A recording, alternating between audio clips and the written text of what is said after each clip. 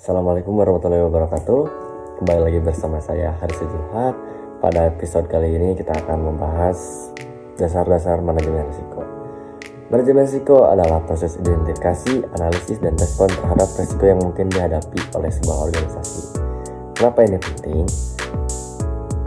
Karena risiko yang tidak dikelola dapat mengakibatkan kerugian yang signifikan baik secara finansial maupun reputasi. Yang pertama, kita akan membahas manajemen risiko khusus untuk bisnis kecil. Banyak pemilik usaha bisnis kecil merasa bahwa manajemen risiko hanya untuk perusahaan besar, tetapi sebenarnya ini sama pentingnya bagi bisnis yang lebih kecil. Kenapa sih manajemen risiko penting untuk bisnis kecil? Karena bisnis kecil seringkali lebih rentan terhadap risiko karena sumber daya yang terbatas. Tanpa manajemen risiko yang baik, dampak dari risiko yang tidak terkelola bisa sangat merugikan. Dengan mengelola risiko, pemilik usaha dapat melindungi aset. Dengan identifikasi risiko, Anda dapat melindungi investasi dan aset berharga Anda.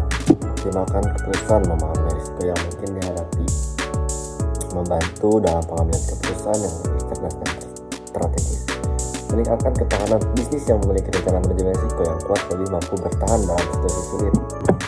Nah, ada yang kedua, langkah-langkah manajemen risiko untuk bisnis kecil. Mari kita bahas beberapa langkah yang dapat diambil oleh bisnis kecil dalam manajemen risiko.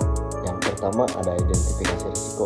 Lakukan analisis SWOT untuk mengetahui kekuatan, kelemahan, peluang, dan ancaman yang dihadapi. Dan yang kedua, analisis dampak. Tentukan seberapa besar dampak dari setiap risiko. Ini dapat dilakukan dengan pendekatan sederhana seperti penilaian skala 1-5. Dan yang ketiga, rencana tindakan. Buat rencana untuk setiap risiko yang teridentifikasi. Misalnya, jika risiko keuangan muncul, pertimbangan untuk membangun cadangan dana.